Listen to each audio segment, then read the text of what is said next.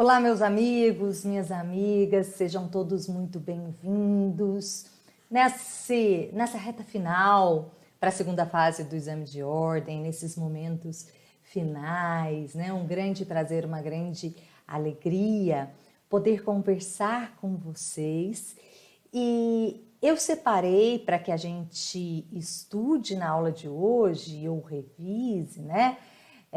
Aqui no nosso Gabaritando a Peça, a presunção de fraude à execução. Eu vou mostrar para vocês como é que esse tema tem aparecido na segunda fase do exame de ordem, para que você tenha muita segurança, muita certeza na hora de responder às suas questões.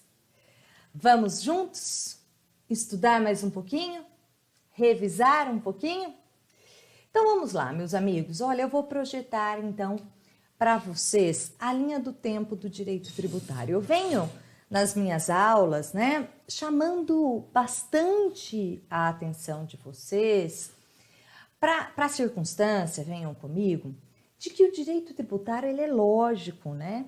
De que o direito tributário ele segue, na verdade, uma sequência lógica.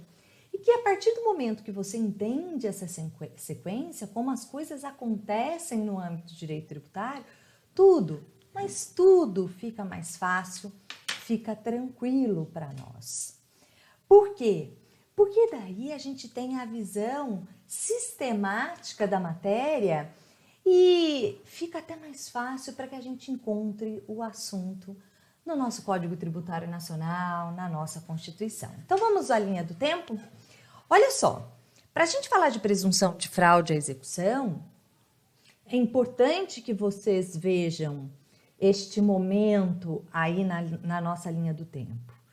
Como tudo começa no direito tributário, vocês sabem, tudo começa com a ocorrência do fato gerador, com a ocorrência no mundo concreto do fato previsto na norma que cria o tributo. Ser proprietário de veículo automotor, IPVA, auferir renda, imposto de renda, enfim. Diante da prática do fato gerador, nascerá a obrigação tributária, né? E vocês já sabem que a obrigação tributária que aparece aí no quadro pra gente é a obrigação tributária principal. É aquela, né, meus amigos, venham comigo, que tem por objeto pagamento, que tem por objeto uma prestação de dar, de pagar um tributo ou uma penalidade pecuniária, não é? Definida assim nos termos do artigo 113, parágrafo 1º do Código Tributário Nacional. Maravilha! Mas, diante da realização do fato gerador, diante da prática do fato previsto na norma de incidência tributária e do nascimento da obrigação tributária, ou seja, a gente pode falar em credor, em devedor, mas ainda não houve a materialização dessa dívida, né? Ainda não houve a colocação no papel desses elementos da obrigação, será imprescindível, vocês já sabem que aconteça o lançamento tributário. Lançamento que tem por fim a constituição do crédito tributário, a constituição da dívida, né? O lançamento tributário, portanto, ele declara os elementos da obrigação tributária, né? E ele constitui o crédito tributário, ele atribui valor à dívida. É no lançamento, venham comigo, nos termos do artigo 142 do Código Tributário Nacional, que nós saberemos, né, é por via do lançamento, que nós saberemos quem é o sujeito passivo, contribuinte responsável, de qual tributo nós estamos falando, né, se há aplicação de alguma penalidade. Muito bem? Vejam, os elementos do fato gerador, tudo isso é formalizado, é identificado com o lançamento. Certo? Tudo bem? Então, o lançamento nada mais é do que a formalização dos elementos da obrigação tributária, né? Do que a formalização daquilo que aconteceu no fato gerador. Por isso que a regra é que seja aplicada ao lançamento a lei do tempo do fato gerador, não é? Aliás, estabelece o artigo 144 do CTN. O lançamento reporta-se a data da ocorrência do fato gerador e rege-se, né, pela lei então vigente, ainda que tenha sido posteriormente modificada ou revogada. Muito bem, já sabemos disso. O fato é que, diante do lançamento, estaremos com o crédito tributário na nossa visão, não é? Diante do lançamento, o crédito tributário será constituído. A dívida terá valor. Muito bem, mas para falar de presunção de fraude à execução é preciso que a nossa linha do tempo continue e aí, diante da realização do lançamento, diante da constituição da dívida tributária, né?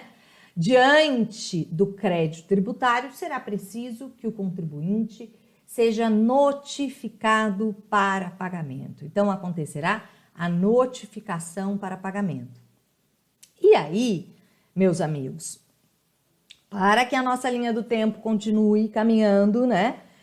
É preciso que não aconteça o pagamento.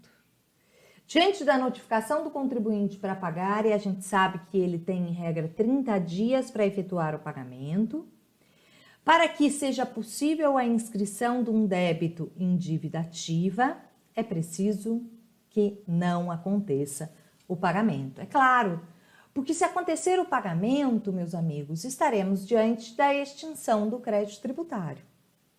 Não pago o crédito tributário, dentro do prazo do seu vencimento, o crédito será inscrito em dívida ativa. Tudo bem? Então, para que um débito seja inscrito em dívida ativa, é preciso que não tenha acontecido o lançamento. Aliás, é preciso que não tenha acontecido o pagamento. É lógico que o lançamento deverá ter acontecido, né? Então, vejam, diante do não pagamento, débito será inscrito em dívida ativa. E vejam que eu coloquei em vermelho, inscrição do débito em dívida ativa. Por que eu coloquei em vermelho, meus amigos? Porque a presunção de fraude à execução que nós vamos conversar e que estamos conversando, ela está relacionada a esse momento de inscrição do débito em dívida ativa. Eu já explico para vocês, mas vamos continuar aqui a nossa linha do tempo para que essa visão sistemática do direito tributário esteja na cabeça de vocês. Olha só, inscrito um débito em dívida ativa, desta inscrição será extraída uma certidão.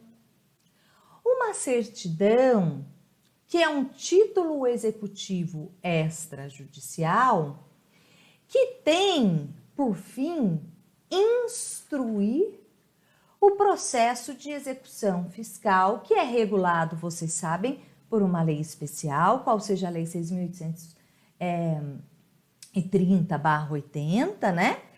A lei esta que trata do processo de cobrança ou de execução de créditos da Fazenda Pública, né? Então, vejam, a principal finalidade da inscrição de um débito em dívida ativa é extrair a certidão. Um débito é inscrito em dívida ativa para que dessa inscrição seja extraída a certidão de dívida ativa, a CDA, que é um título executivo extrajudicial nos termos do artigo 784, inciso 9 do Código de Processo Civil. Tudo bem, meus amigos? Beleza. Mas então, o que é importante para nós hoje? Olha só, o contribuinte, ele responde para o pagamento dos seus débitos, dos seus créditos tributários com seu patrimônio. Tudo bem? Se ele vem a dilapidar o seu patrimônio sem deixar bens para responder pela dívida tributária, ele está agindo em fraude à execução. Certo? Fraude à execução que será reconhecida lá no processo de execução fiscal. Só que tem uma coisa importante. Há um momento a partir do qual nós vamos considerar que o devedor que dilapidou o seu patrimônio, que vendeu o seu patrimônio, né, sem deixar bens para responder pela dívida tributária, que ele agiu em fraude à execução. A partir deste momento que eu vou contar para vocês, se o devedor dilapida o seu patrimônio, vende o seu patrimônio sem deixar bens para responder pela dívida tributária, ele agirá em fraude à execução, e a consequência da fraude à execução é que essa oneração, esta venda, será ineficaz perante a Fazenda Pública. O que significa dizer que, se o devedor age em fraude à execução, pode a Fazenda Pública, lá no curso de processo da execução fiscal, pedir o reconhecimento da fraude e fazer com que, demonstrada, né, a fraude ao juiz, demonstrado que o devedor dilapidou o seu patrimônio a partir deste momento, e que, portanto, ele agiu em fraude, qual momento? Estou chamando bem a atenção de vocês, porque eu já mostrei, né? O juiz irá reconhecer a ineficácia dessa venda e é possível que a Fazenda Pública pegue esse bem como forma de pagamento da dívida. Qual é este momento? O Código Tributário Nacional nos mostra que será fraudulenta, presume-se fraudulenta, a alienação ou oneração de bens ou rendas ou seu começo por sujeito passivo em débito para com a Fazenda Pública. Por sujeito passivo que tenha débito para com a Fazenda Pública. Ou seja, se o devedor dilapida o seu patrimônio, se ele vende o patrimônio dele sem deixar bens para responder pela dívida tributária, a partir do momento que ele tem débito, esta venda foi realizada em fraude à execução. E a partir de qual instante, portanto, nós vamos considerar que o contribuinte tem débito para com a Fazenda Pública e que, portanto, presume-se a fraude à execução se ele vende, onera os seus bens após esse momento? Está aí em vermelho para vocês. Inscrição em dívida ativa. Ou seja, olha só, olhem comigo o artigo 185 do Código Tributário Nacional. Abram o artigo 185 do CTN. Menciona o dispositivo. Presume-se fraudulenta a alienação ou a oneração de bens ou rendas, ou o seu começo, por sujeito passivo em débito para com a Fazenda Pública, por crédito regularmente inscrito em dívida ativa. Vejam só, parágrafo único. O disposto neste artigo não se aplica na hipótese de terem sido reservados pelo devedor bens ou rendas suficientes ao total pagamento da dívida inscrita. Claro, se o devedor, mesmo após a inscrição do débito em dívida ativa, se ele vendeu algum bem seu, mas reservou outro bem para pagamento da dívida tributária, ele não agiu em fraude à execução, certo? Haverá a fraude à execução quando, após a regular inscrição do débito em dívida ativa, o contribuinte vende os seus bens com a intenção de fraudar o fisco, certo? E aí nós temos a fraude à execução. Muito bem? Maravilha. Anotaram o artigo 185 do Código Tributário Nacional? Já marcaram o que tem de importante no artigo 185? Então vamos lá, olha só, trocando em miúdos tudo o que eu falei até agora. Vejam, presunção de fraude à execução. A presunção de fraude à execução, ela vem prevista no artigo 185 do Código Tributário Nacional. Tudo bem? Bom, o que é a presunção de fraude à execução? Vejamos. Presume-se fraudulenta a alienação ou a oneração de bens ou rendas por sujeito passivo em débito para com a Fazenda Pública, por crédito regularmente inscrito em dívida ativa. Meus amigos, olha só, deixa eu contar uma coisa para vocês. Se vocês olharem o artigo 185 do CTN, lá no finalzinho dele, vocês observarão que a redação do artigo 185, ela foi alterada pela Lei Complementar 118 de 2005, tá? Antigamente, para que nós estivéssemos diante da presunção de fraude à execução, portanto da ineficácia da venda de bens perante a Fazenda Pública, era necessário que o débito estivesse regularmente inscrito em dívida ativa e em fase de execução. Então, olha só, antigamente, e isso até no processo civil comum, para que um devedor haja em fraude à execução, é preciso, no CPC e antigamente aqui no direito tributário, né? Era preciso, no CPC ainda é, que seja proposto o processo de execução que o devedor tenha sido citado desse processo. Só que vejam, aqui no direito tributário, com a redação do artigo 185, nos termos da Lei Complementar 118, a presunção de fraude à execução acontece em momento anterior à propositura do processo de execução. Por isso é que eu pedi para que vocês prestassem tanto atenção nesse momento aqui, nessa linha do tempo. Por quê?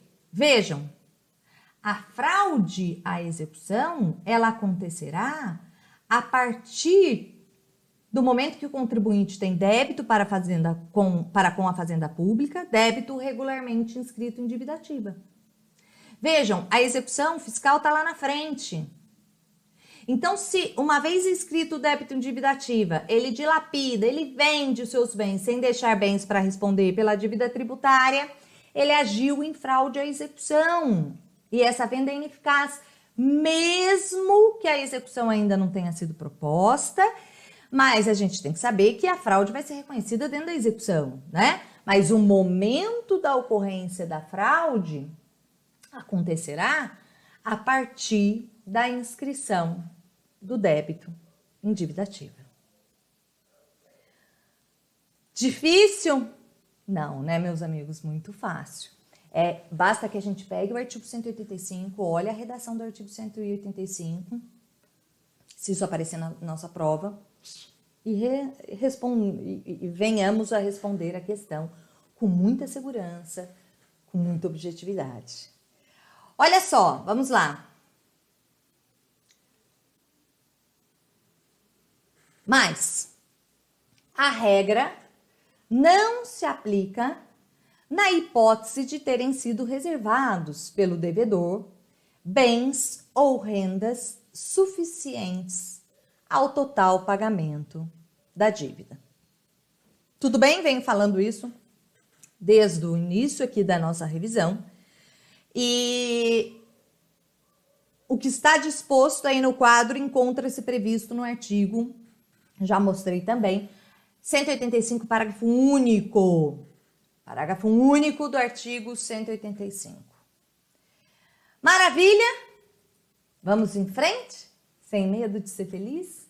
Com a certeza de que nós vamos gabaritar na segunda fase do exame de ordem? Vamos deixar o medo de lado? Vamos acreditar no nosso potencial? Vamos acreditar que somos capazes? Vamos acreditar que a gente deu conta daquilo que é possível, né? E vamos, pensamento positivo, vai cair uma matéria que eu sei, vai cair um assunto que eu domino. Esqueçam aquilo que você não deu conta de estudar, esqueça aquele assunto que eventualmente você não está muito seguro e coloque toda a força do seu pensamento naquilo que você sabe, naquilo que você treinou, naquilo que você estudou. Ok? Né? Então vamos lá. Vamos verificar como que o examinador da ordem traz essa matéria. Primeira questão que eu quero analisar com vocês hoje. A pessoa jurídica X é devedora de crédito tributário regularmente inscrito em dívida ativa da União no valor de 1 milhão. Então, grifem, olha só, pessoa jurídica X é devedora de crédito tributário, grifem, regularmente inscrito em dívida ativa da União. Antes de iniciar a execução, vejam, a execução ainda não foi proposta, tá? Decidiu alienar seu único imóvel, né, pessoa jurídica X, avaliado em 2 milhões de reais, por valor muito inferior ao da avaliação.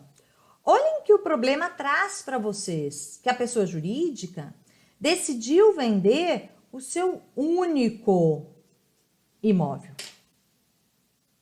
Ok? Tomando ciência do fato, a Procuradoria da Fazenda Nacional moveu a ação anulatória do negócio jurídico, alegando fraude à execução. Muito bem. Considerando os fatos narrados, responda aos itens a seguir. A. É correto afirmar que, não tendo sido iniciada a execução fiscal, descabe a arguição de fraude pretendida pela Procuradoria da Fazenda Nacional? Justifique. Nós acabamos de aprender. Não é a resposta correta. A partir da Lei Complementar 118/05, que alterou a redação do artigo 185 do Código Tributário Nacional, a caracterização da fraude à execução prescinde do ajuizamento da execução fiscal com a ciência válida do executado. O momento da inscrição válida em dívida ativa da União passa a ser um momento a partir do qual se pode arguir a fraude à execução. Tudo bem? Fácil, né, meus amigos? Mas, B. Mesmo que o devedor reserve bens suficientes para a garantia da dívida inscrita, a fraude à execução remanesce? Vocês sabem, Não. Se ele reservou bens para responder pela dívida, nos termos do artigo 185, parágrafo único do Código Tributário Nacional, ocorrendo a reserva pelo devedor de bens ou rendas suficientes ao integrar o pagamento da dívida inscrita, não se aplica o disposto no artigo 185 caput do CTN, que disciplina a hipótese de fraude a execução tributária. Amigos, olha só. Como eu fiz durante as nossas aulas, eu vou trazer para vocês, né,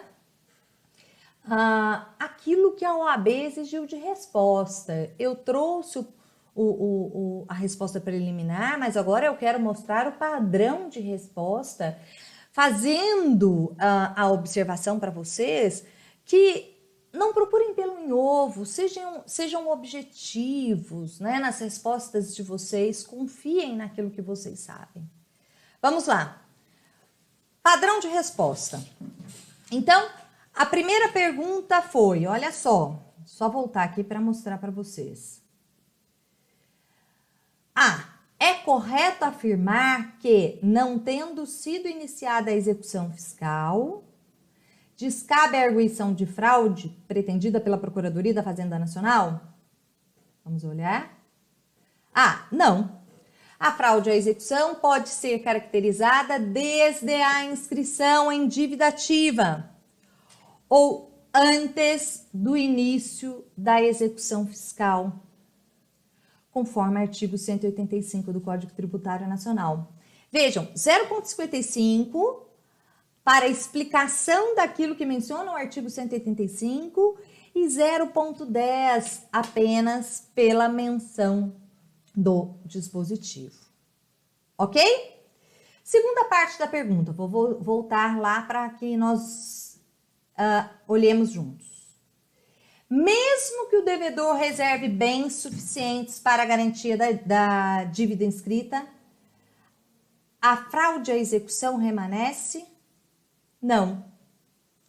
A reserva de bens ou rendas suficientes afasta a fraude, conforme artigo 185, parágrafo único do Código Tributário Nacional. Fácil, meus amigos? Tranquilo? Neuzinho na chupeta, né? Vamos lá.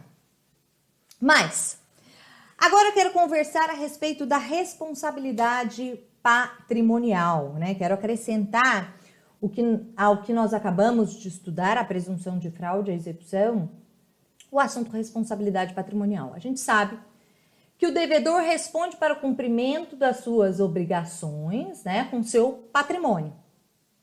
E o artigo 184 do CTN menciona o seguinte, que o sujeito passivo responde pelo pagamento do crédito tributário com a totalidade de seus bens e rendas, inclusive os gravados com ônus real ou cláusula de inalienabilidade e impenhorabilidade, salvo os que a lei declare como absolutamente impenhoráveis. Então, o que nós temos de importante aí no quadro? Olha só, o Código Tributário Nacional menciona que o devedor tributário responde pelo cumprimento das suas obrigações com todos os seus bens, né? Com todos os seus bens e rendas de qualquer origem ou natureza do sujeito passivo, seu espólio ou massa falida, inclusive os gravados com ônus real ou cláusula de inalienabilidade e impenhorabilidade. O que significa isso? Que ônus reais não prevalecem em relação à fazenda pública, hipoteca, penhor, assim como cláusulas de inalienabilidade, ou seja, o bem não pode ser vendido, e impenhorabilidade, o bem não responde por dívida alguma. Então, olha só, a cláusula de inalienabilidade, a cláusula de impenhorabilidade não prevalece em relação à fazenda pública. Pode a fazenda pública pegar um bem sobre o qual penda uma cláusula de impenhorabilidade? Pode. Como forma de pagamento. Garantia assegurada ao crédito tributário. O crédito tributário é um crédito meu, é um crédito seu. Então, ele goza de garantias que outros créditos não possuem. E aí reitero, hein? Ônus real não prevalece em relação à fazenda pública, assim como cláusulas de inalienabilidade e impenhorabilidade. Mas, Milena, há bens do devedor que poderão não responder por suas dívidas? Ou melhor, há bens do devedor que não respondem pelas dívidas tributárias? E o que o CTN estabelece? Que o devedor responde com todos os seus bens, né? Inclusive aqueles gravados com ônus real, cláusula de inalienabilidade e impenhorabilidade, salvo aqueles que a lei declare como absolutamente impenhoráveis. Então, os bens que são impenhoráveis, ou nos termos do que o CTN estabelece, absolutamente impenhoráveis, não responderão por dívidas tributárias. Ok? Isso pode aparecer na sua prova, no sentido de um bem que não pode ser penhorado, né, que não responde por dívida tributária, acabar sendo penhorado pela Fazenda Pública. Então, a gente tem que saber, né? Ônus real não prevalece em relação à Fazenda Pública, cláusula de inalienabilidade e impenhorabilidade, independentemente da data do ônus ou da cláusula, não prevalecem, não valem perante a Fazenda Pública. Mas há bens que não respondem por dívida tributária, que são os bens considerados pela lei como absolutamente impenhoráveis. E aí eu chamo a atenção de vocês para o artigo 833 do Código de Processo Civil, que elenca, né, em seus incisos, os bens impenhoráveis, né? Os bens ali previstos não respondem por dívida tributária, ok? Então, os bens elencados no artigo 833 não respondem por dívida tributária. E chamo a atenção de vocês também para uma lei especial que protege, que prevê ser absolutamente impenhorável o chamado bem de família. O bem de família, que vem definido no artigo 1º da Lei 8.009/90, meus amigos, ele, em regra, e aí prestem atenção, em regra, não responde por dívidas do devedor. Por quê? Porque estamos diante de um bem absolutamente impenhorável. E aí, olha só, o que estabelece o artigo 1º da Lei 8.009/90? Que o imóvel residencial próprio do casal ou entidade familiar é impenhorável e não responderá por qualquer tipo de dívida civil, comercial, fiscal, previdenciária ou de qualquer outra natureza, contraída pelos cônjuges, pelos pais ou filhos que sejam proprietários e nele residam, salvo nas hipóteses previstas nesta lei. O que significa isso? O bem de família, ele é, em regra, absolutamente impenhorável.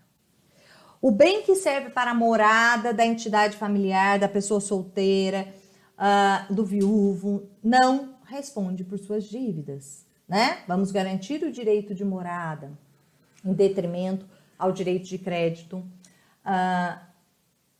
do credor. Só que, como nós vimos aqui no que eu acabei de ler para vocês, há exceções à regra.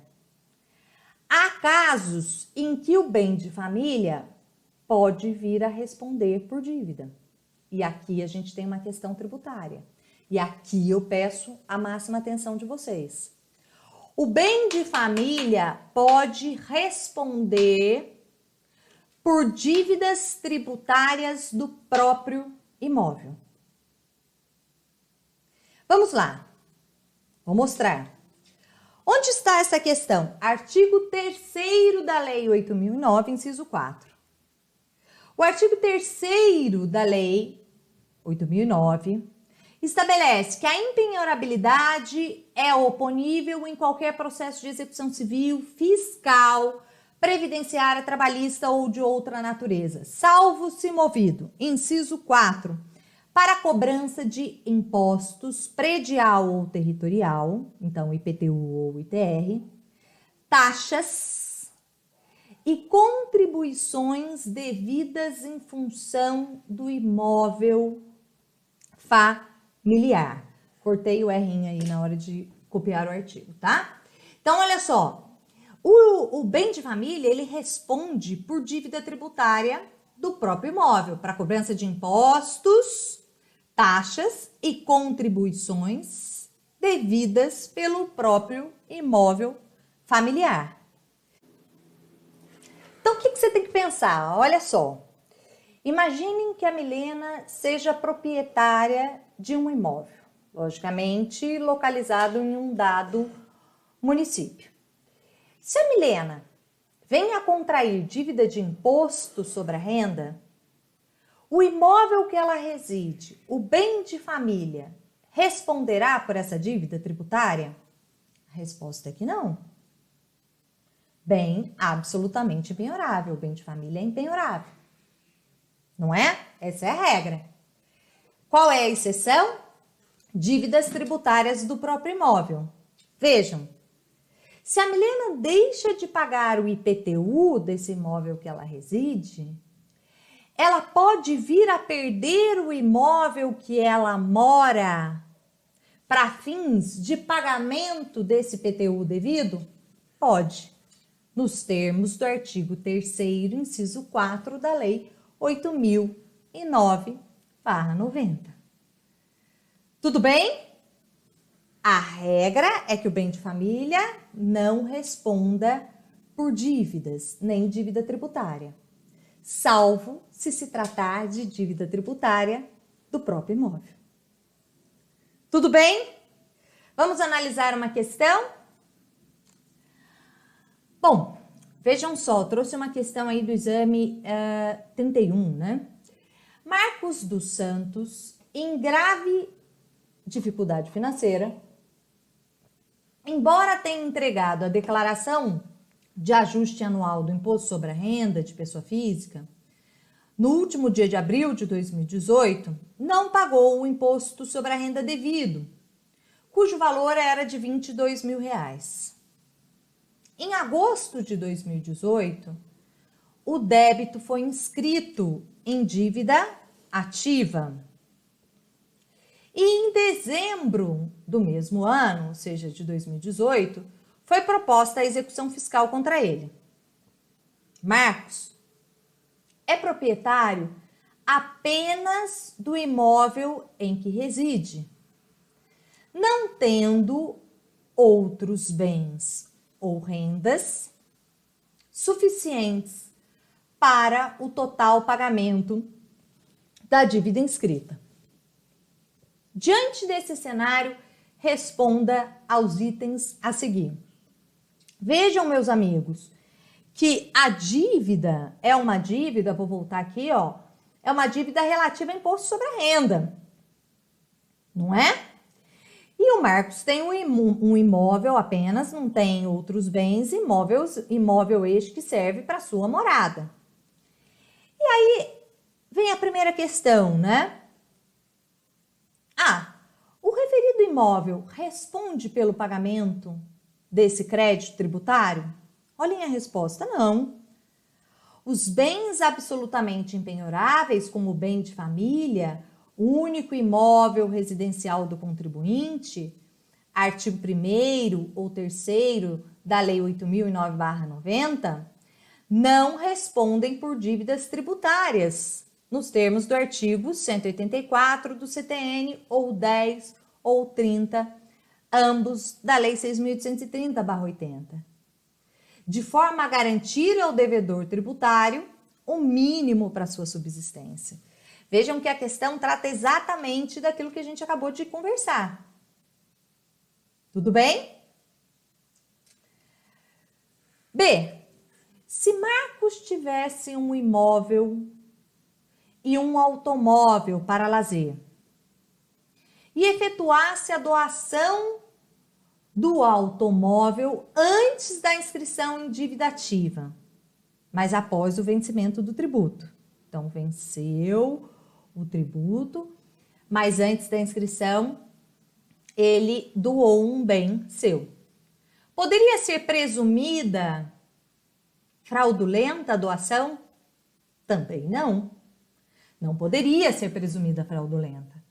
Nos termos do artigo 185 caput do CTN, somente se presume fraudulenta a alienação de bens ou rendas ou seu começo por sujeito passivo em débito para com a fazenda pública, por crédito regularmente inscrito como dívida ativa. Ausente a inscrição em dívida, não milita a presunção em favor da fazenda pública, devendo ser ela a comprovar o intuito de fraudar o pagamento do crédito tributário. Então, olha só, vamos olhar a resposta definitiva aqui da OAB. Para a primeira pergunta, não, os bens absolutamente impenhoráveis, como o bem de família, o único imóvel residencial do contribuinte, não respondem por dívidas tributárias, 0,40. Artigo 184 do CTN, ou 10 ou 30 da Lei 6.830, ou ainda o artigo 1º, ou ainda o artigo 3º da Lei 8.009/90. Muito bem, segunda parte da questão. Se Marcos tivesse um imóvel, um automóvel para lazer e efetuasse a doação do automóvel antes da inscrição em dívida ativa, poderia ser presumida fraudulenta a doação? Não. Ausente a inscrição em dívida ativa, não milita a presunção em favor da fazenda pública, conforme artigo 185 do Código Tributário Nacional. Muito bem, meus amigos, então, com isso, eu encerro a nossa revisão, né? Lembrando que a presunção de fraude à execução, ela acontece a partir do momento que o contribuinte tem débito com a fazenda pública por crédito regularmente inscrito em dívida ativa e que o devedor responde para o cumprimento das suas obrigações tributárias com todos os seus bens, né? Mesmo que tenha um ônus real, ou seja, um penhor ou uma hipoteca favorecendo um outro credor, esse penhor, essa hipoteca não prevalece em relação à fazenda pública. A fazenda pública pode pegar esse bem como forma de pagamento. Cláusula de inalienabilidade, empenhorabilidade também não prevalece em relação à fazenda pública. Só não responderão pelos débitos tributários, né, aqueles bens declarados pela lei como absolutamente impenhoráveis.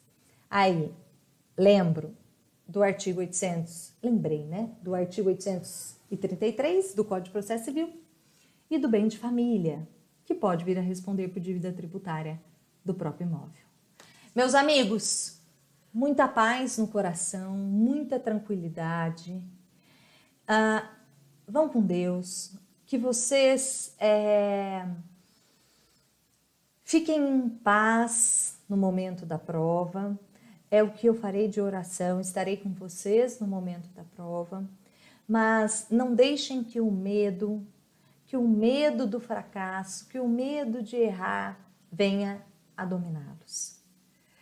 Pensem que vocês estudaram, que vocês fizeram tudo aquilo que era possível para passar por esse momento de uma forma tranquila, de uma forma serena. No dia do exame de ordem, né, façam uma alimentação leve, tentem ficar ao máximo tranquilo, não fiquem conversando com outras pessoas, né, sobre questões de direito material, enfim, né, já estudaram, já fizeram o que tinha que ser feito.